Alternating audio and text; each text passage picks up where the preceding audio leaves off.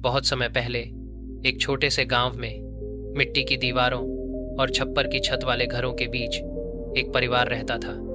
गांव की गलियां धूल से भरी रहती, कुएं के पास और चौपाल पर बुजुर्ग शाम को बैठकर किस्से सुनाते, लेकिन उन किस्सों के बीच एक बच्चा था जो अक्सर सबकी नज़रों से दूर चुपचाप अपनी किताबों में डूबा रहता। उसका परिवार गरीब था। पिता खेतों में मेहनत करते, माँ दूसरों के घरों में बर्तन मांजती। घर का चूल्हा रोज नहीं जलता था, लेकिन हर बार जब माँ थकी हारी लौटती तो बेटे से कहती, बेटा पढ़ाई कर ले ताकि तुझे हमारी तरह दिन रात हाड़ तोड़ मेहनत न करनी पड़े। ये शब्द जैसे किसी मंत्र की तरह उसके कानों में बस गए। गांव का स्कूल टूटा फूटा था, किताबें आधी फटी रहती, टीचर कभी आते कभी नहीं। कई बार उसे खेतों में काम करना पड़ता, कई बार मजदूरी करनी पड़ती, लेकिन उसकी एक आदत थी, चाहे हालात जैसे भी हों, रोज थोड़ा थोड़ा पढ़ना। कभी लालटेन की टिमटिमाती रोशनी में, कभी पीपल के पेड़ की छाया में, तो कभी खेत में आराम करते करते।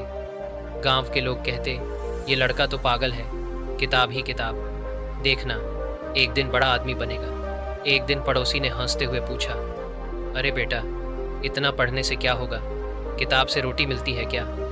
लड़का धीमे से मुस्कुराया और बोला, अभी तो नहीं चाचा, लेकिन एक दिन जरूर मिलेगी। लेकिन जीवन इतना सरल कहाँ था।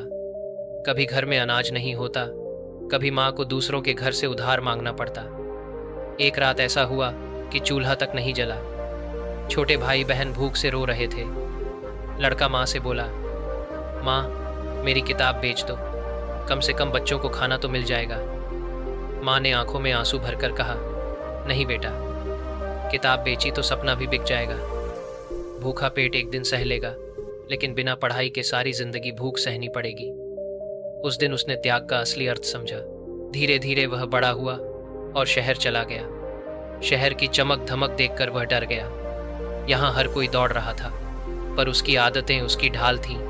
मेहनत, सीखना और हार न मानना। सुबह अखबार बांटना, दिन में दुकान पर काम करना और रात में पढ़ाई। कई बार भूखे रहना पड़ा, कई बार बस अड्डे पर सोना पड़ा। साथी मजाक उड़ाते, पढ़ लिख कर क्या कर लेगा, तेरे जैसे लाखों हैं। वह हंसकर कहता, फर्क आदत से पड़ता है, मैं रोज थोड़ा थोड़ा आगे बढ़ रहा हूँ। कई बार उसने खुद से कहा, बस अब बहुत हो गया, घर लौट जाऊँ। लेकिन तभी माँ की आवाज़ गूंजती, बेटा पढ़ाई ही तेरा सहारा है। और वह किताब खोल लेता। साल गुजरे, पढ़ाई पूरी हुई, उसे एक नौकरी मिली। तनख्वाह छोटी थी, लेकिन उसने हर काम ईमानदारी से किया। लोग हैरान थे कि इतना साधारण काम भी वह पूरी निष्ठा से करता है। एक दिन उसका मालिक बोला, तुम्हारे अंदर कुछ अलग है, बाकी लोग काम निपटाते हैं, तुम हर काम में जान डाल देते हो। यह सुनकर उसकी आंखें नम हो गई। यही उसका पहला बड़ा इनाम था। लेकिन जिंदगी ने फिर परीक्षा ली। पिता बीमार पड़ गए, घर से संदेश आया, पैसे भेज वरना दवा नहीं आएगी। उसने अपनी पढ़ाई की फीस का पैसा भेज दिया। उस महीने उसने भूखे रहकर सिर्फ पानी से दिन काटे। साथी बोला, पागल है तू, फीस चली गई, अब क्या करेगा? वह शांत स्वर में बोला, परिवार के बिना सफलता का क्या अर्थ, अगले साल दूनी मेहनत करूंगा। और सचमुच अगले साल उसने वही परीक्षा पास कर ली। धीरे धीरे वह ऊंचाइयों पर पहुंचा, लेकिन उसे अकेले ऊंचाई का सुख अधूरा लगा।